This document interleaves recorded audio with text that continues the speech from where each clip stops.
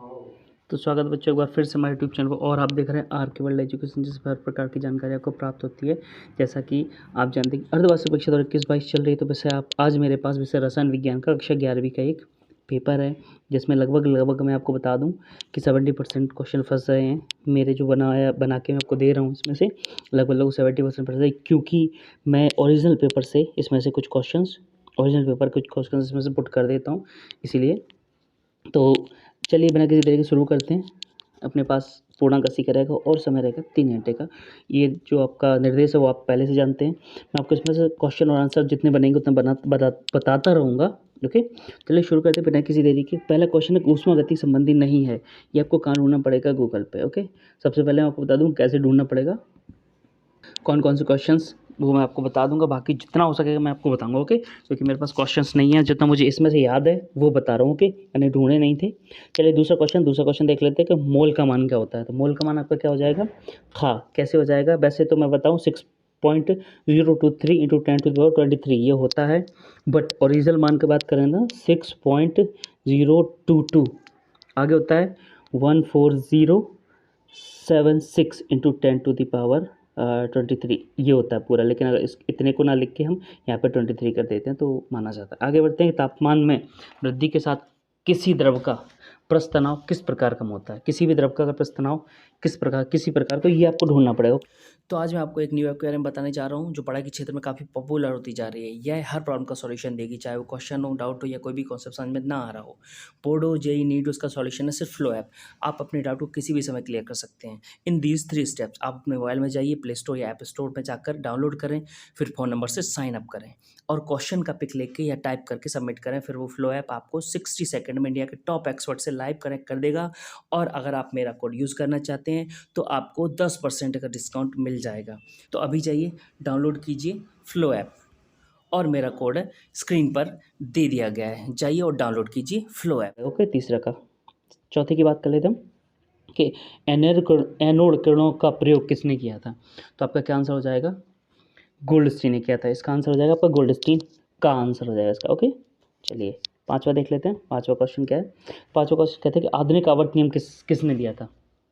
तो आपका आंसर हो जाएगा क्या? हेनरी मोसेल ने दिया था। आगे है हेनरी मोसले ने दिया था। एक है MOT का पूरा नाम क्या होता है? ये आपको ढूंढना पड़ेगा, क्योंकि आपके जो केमिस्ट्री में जो दिया हुआ है केमिस्ट्री के हिसाब से, क्योंकि MOT का नाम तो बहुत सारे आ जाएंगे अगर गूगल पर सर्च करेंगे, तो आपके जो बुक में दिया है उस हिसाब से आपको चलना पड़ेगा। ओके, इसलिए चलिए आगे बढ़ते हैं कि परमाणु की खोज किसने की थी? इसमें आपका आंसर है का। ओके, महर्षि कणाद ने इसकी खोज की थी। चलिए क्वेश्चन 2 लेकर चलता हूँ आपको मैं। दूसरे क्वेश्चन का पहला है कि एक कप में रखी चाय का उदाहरण है। ये आपको गूगल पे सर्च करना पड़ेगा, सबसे अच्छा गूगल ही है। आगे पेपर प्रॉब्लम, ये भी आपको देखना पड़ेगा वहाँ पे। चलिए आगे बढ़ते हैं। जैसे तीसरा है आधुनिक आवर्त नियम। तो आधुनिक आवर्त नियम कुछ देर पहले निकला, हेनरी मोसले ने दिया। ओके, चलिए और चौथे की बात कर लेते हैं। तो चौथा का आवर्त सारणी ने दी, किसने दी?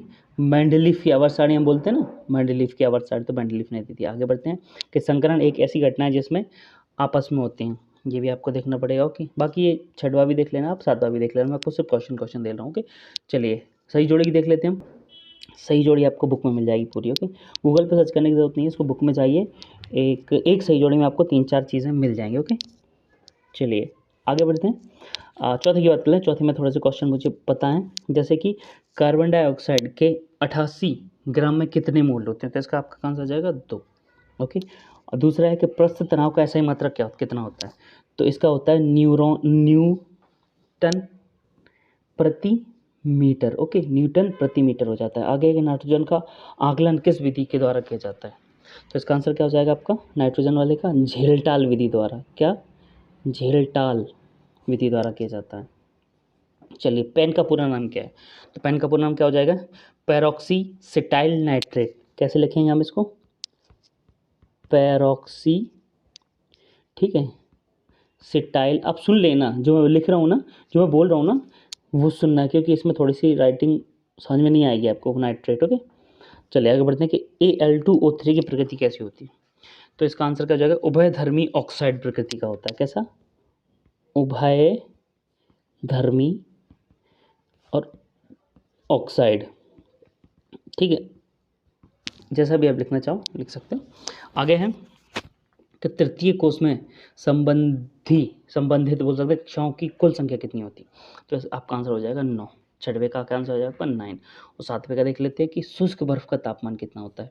देखो अगर टेम्परेचर की बात करूँ ना, डिग्री सेल्सियस की बात करूँ, तो इसका आंसर रहेगा 78.5 डिग्री सेल्सियस। ओके, अगर फ़ारेनहाइट की पूछा जाए तो फ़ारेनहाइट कन्वर्ट करने के लिए एक वो होता है, क्या बोलते हैं, अपना सूत्र बनाया गया है, लेकिन अब मैं साफ सीधा सीधा इसको बता देता हूँ। तो इसका क्या हो जाएगा 109.3 डिग्री फ़ारेनहाइट। ओके, चलिए अब देख लेते हैं पांचवा क्वेश्चन। ये सारे के सारे क्वेश्चन क्या है मैंने कहाँ से उठाए हैं, जिसमें मैं IMP लगा दूँ वो बुक में आपको वो एग्ज़ाम पेपर में आपको मिल जाएगा। ओके, इसीलिए मैंने इसमें से कुछ अपने हिसाब से रखे, कुछ आपको एग्ज़ाम पेपर में दिए। ओके, द्रव अविनाशिता का नियम क्या है। आगे सातवां है कि एक उदाहरण सहित संकरण की अवधारणा स्पष्ट कीजिए। IMP आ सकता है, आ जाएगा। आगे धातु, क्षार धातु एवं क्षारीय मृदा धातु में 3 अंतर हमेशा आता है IMP। ओके, आणविक कक्षक सिद्धांत क्या है, इसके प्रमुख बिंदु लिखिए। आगे डाल्टन के परमाणुवाद के मुख्य बिंदु लिखिए। आगे बफर विलयन क्या है, ये आपको मिल जाएगा। ओके, आगे कि हेंस का नियम IMP उदाहरण सहित लिखना आप। ओके, ये आपके 12 कंप्लीट होते हैं यहाँ पे, तो इसमें से मैंने सिर्फ 12 ही रखे हैं यहाँ पे। ओके, तो अगर आपकी वीडियो थोड़ी सी पसंद आई हो, थोड़ी सी भी लाभप्रद हो, तो प्लीज़ सबसे पहले लाइक करें, साथ में चैनल को सब्सक्राइब जरूर कर दें। तो मिलता